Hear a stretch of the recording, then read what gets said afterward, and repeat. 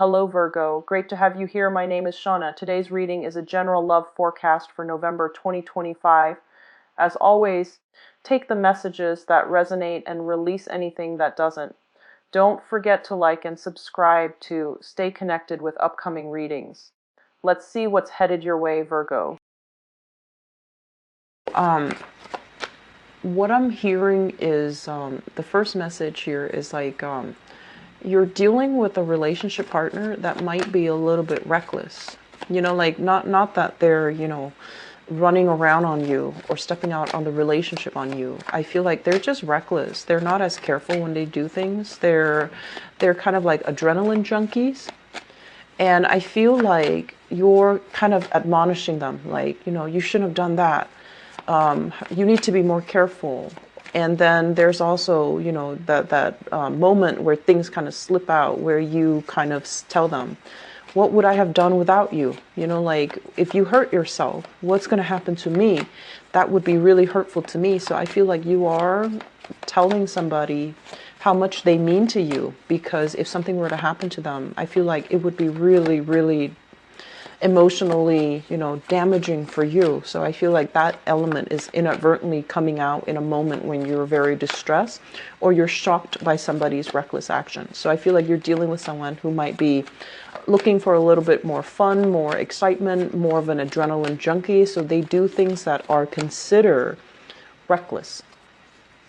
And then on the other hand, I also feel as well, they're saying like, you're not going to need to do this alone anymore. Okay.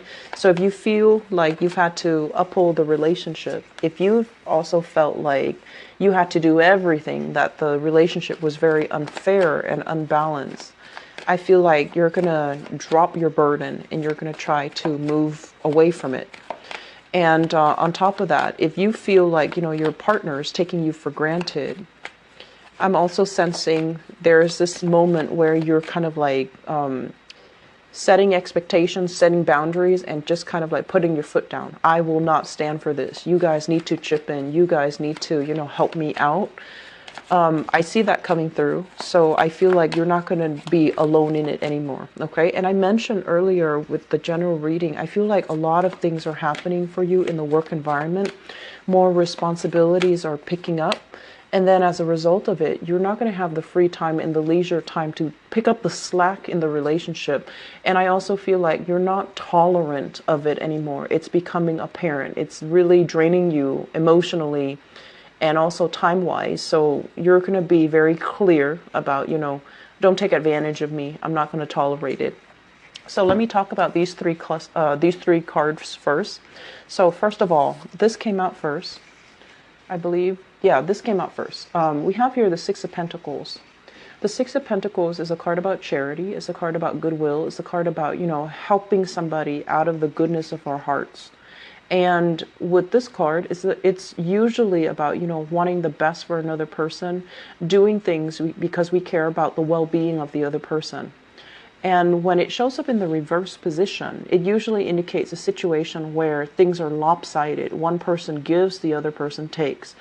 Energetically, it could be very lopsided, where one person talks and talks incessantly about, this happened to me at work. Look at what my boss did or my coworker did. And they never once ask you, how was your day? How are you doing? Are you okay? So I feel like there is a relationship here where things are very, very uneven, where the other person is like, it could be you or the other person, but I feel like it might be another person. They're very wrapped up in their own lives, and they don't really, care to even ask you, how are you doing? How are you handling things? Is there anything I can help you with? So it's a situation where one person is definitely feeling like they're being taken for granted. And we also have as well the Nine of Pentacles. And the Nine of Pentacles, this is, I usually think of it as somebody who's, financially things are good and they have a lot of free time under their belt to, just relax, read the newspaper, walk around, have coffee in the morning, and just have like a lot of leisure time, leisure activity, and just a lot of abundance in their lives. In the reverse position, it feels to me like this month is happening very fast. There's more responsibilities, there are more stressors, there are more things happening in your life where it's really reducing the amount of free time that you have. And as a result of it, when you are stressed out, Virgos, let's not lie, you tend to get very grouchy. And so I feel like if somebody, even looks at you the wrong way or does something that is, sloppy or a little bit careless, it's really going to work your nerves, okay? So if things are very imbalanced, if you're living with another person, like if you live with a significant other, and they never, ever, ever, do their laundry, pick up after themselves, or do the dishes. This is the month where you're just like, I work all day, I come home, and the dishes are never done. What do you do at home? So I feel like these remarks will start to come out. You want to be careful, but at the same time, I feel like there are imbalances in your relationship. One person is doing everything. And that's really going to create some, cracks in the foundation of the relationship if you're not careful. It could be you or your partner. And I honestly feel like it's going both ways. And so one person is feeling a little bit underappreciated, and the other person might feel like, I just feel like, it's lack of consideration. It's not malicious. It's not intentional. It's just there is an imbalance here that needs to be rectified. And if this is an ongoing problem, I feel like many of you are going to be like, I don't want to deal with this. I'm going to go hang out with my friends. I'm going to go and stay with my mother.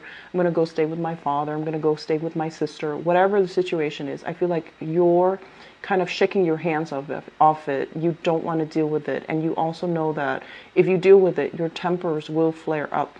My advice is talk about this situation, because it feels to me like things are busy from your end, front burner. And so this is something that is unintentional, but it does build up. It does create resentment. It needs to be talked about. It needs to be nipped in the bud, because it's breeding resentment and you're trying to avoid each other. Okay, so for those in relationships, do your best to try to fix this, okay? Because I feel like it doesn't need to be this way. It doesn't need to escalate. So if you nip it in the bud, you take care of it, once and for all, and then it doesn't rear its ugly head again. I also feel when you're very upset, the best part about you guys is you don't lose your temper. So you can be very upset, but you're still able to communicate in a way where other people, can understand you. Whereas other signs, they blow up and then they just become irrational and incoherent. But I feel like with you, the more upset you are, the more concise and the more precise you are with arguing your point of view. And so when you get upset, I feel like that's when the truth comes out, and that's when the other person is just like, wow, I had no idea. But I feel like you're able to give them some insight, something very clear and very concrete as to, what exactly is the problem, why you're unhappy. And so it needs to be voiced, okay? Your dissatisfaction, whatever it is, it needs to be voiced. Don't sweep things under the rug. Don't run away to, sister's house, mother's house, like your family, to avoid the problem. I don't feel like that's going to serve you well.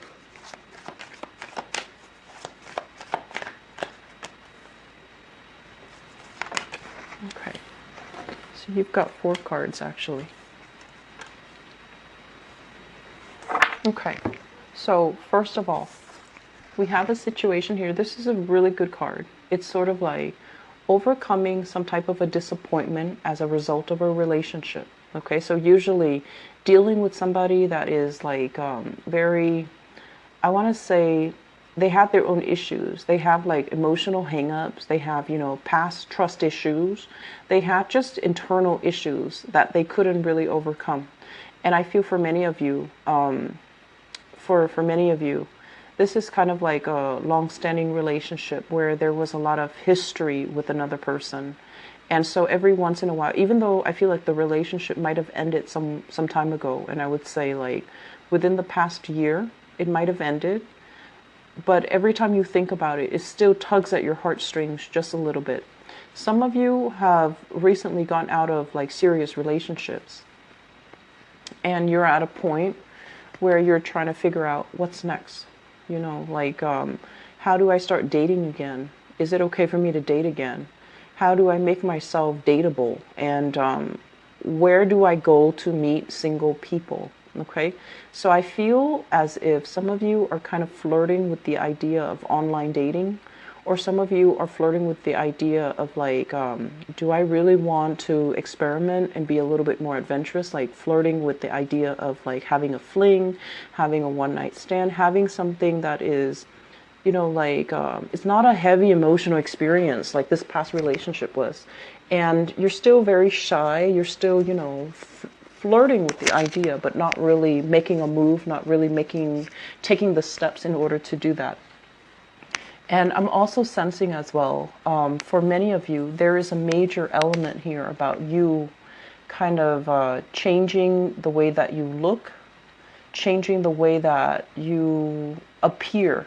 So like, possibly, I feel like possibly, you know, going under the knife, making yourself look a lot more, I just feel like, you know, cosmetic surgeries, elective surgeries, fixing the way that you look, because you feel like it would make you a lot more competitive in the dating market, because you feel like competition is fierce, and you feel like there's a lot of competitors that you have to kind of like go up against.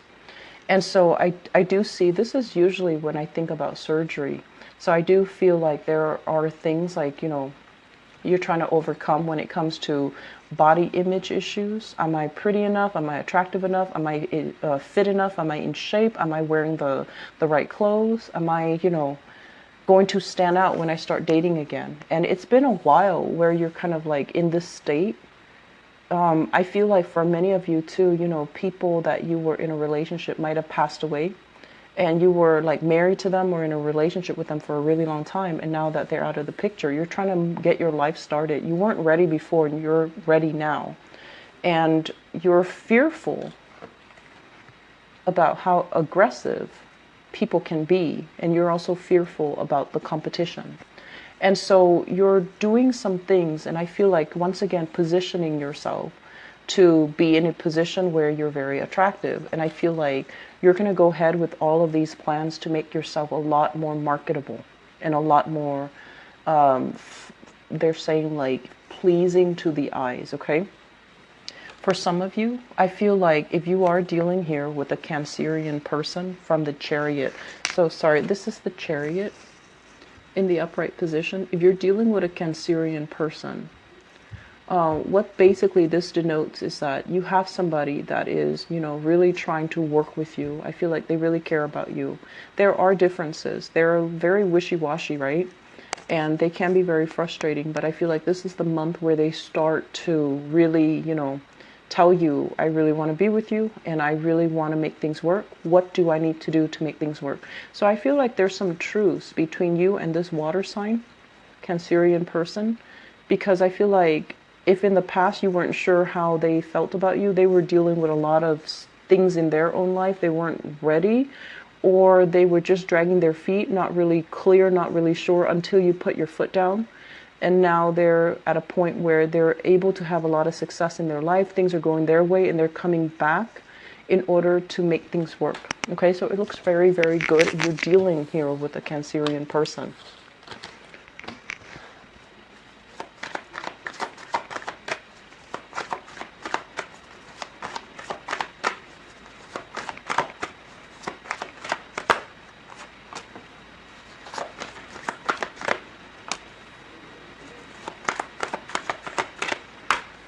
Okay.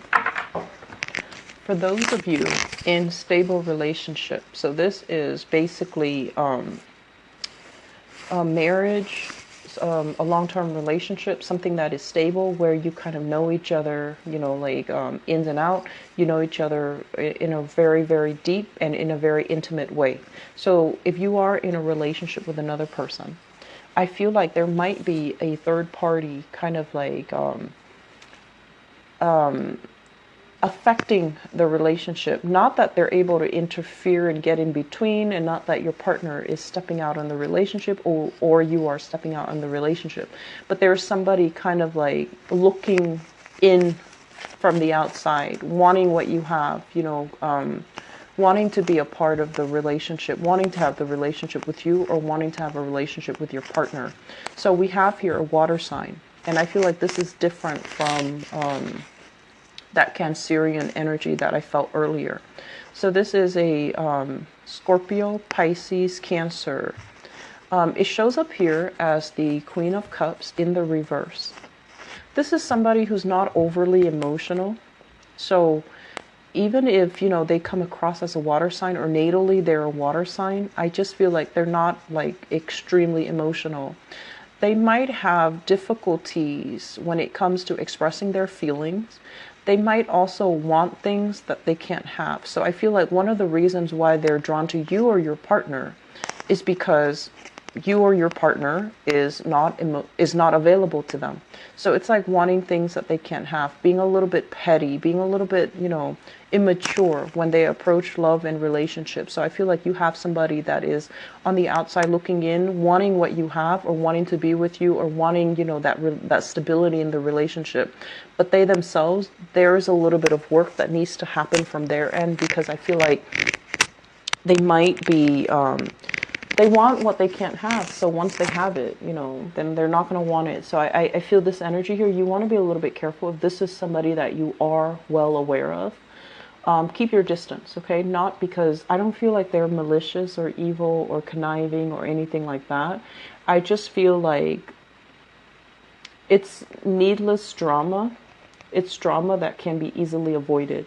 So we have as well the Lovers card. So I feel for those of you in relationships, stable relationships, things are very, very, very good between you and your partner. And I'm also sensing as well that not only, is there a lot of stability, a lot of trust, there's also a lot of passion and chemistry. And you both are, clearly different, like night and day, but things are able to work. You complement each other well. And I feel like, at your worst, when you're at your worst, the other party knows how to cheer you up. And then when they're dealing with their own things and they're operating at their worst, you know how to lighten the situation. You know how to tease them and to kind of like allow them to come out of their somber state. So I feel like there is a lot of solidification when it comes to like having faith in your partner. Getting married, buying a property together, buying a house together. One person is hesitant and they're still dragging their feet, but then both parties are on board. Both parties have a lot of great faith in each other. So I feel like this third party is not like, wedged in between like this. I feel like he or she is on the outside looking in, wanting what you have, wishing that they could have what you have. So it's more like admiration, but also a little bit of envy. Okay, it's not a completely like just straight envy where they want to tear you apart. I feel like they admire the stability of your relationship.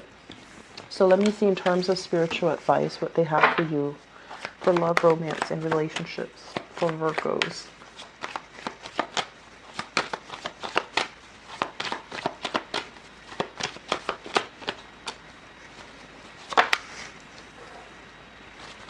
Oh, that's really sweet.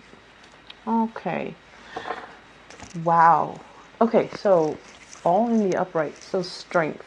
This is a card about having a little bit of patience, being a little bit soft when you're dealing with your partner, learning to, not be so serious all the time. Inject a little bit more fun, more excitement, more spontaneity in your relationship. And this is a card about, really trusting somebody, because if we're looking at this, it's different species. Like the lion could easily turn on her, and she likewise could easily manipulate the lion, not feed it, starve it, whatever the situation is. So it requires a great deal of trust. It requires a great deal of like fortitude, and also operating from our higher selves, in the way that we deal with our relationship partner. Some of you have a relationship here where somebody is willing to go the whole 9 yards with you. Okay, so this is another earth sign for some of you. So this is Taurus, Virgo, Capricorn. And I also feel as well, if you are dealing with a Leo, I feel like you're willing to give everything to them,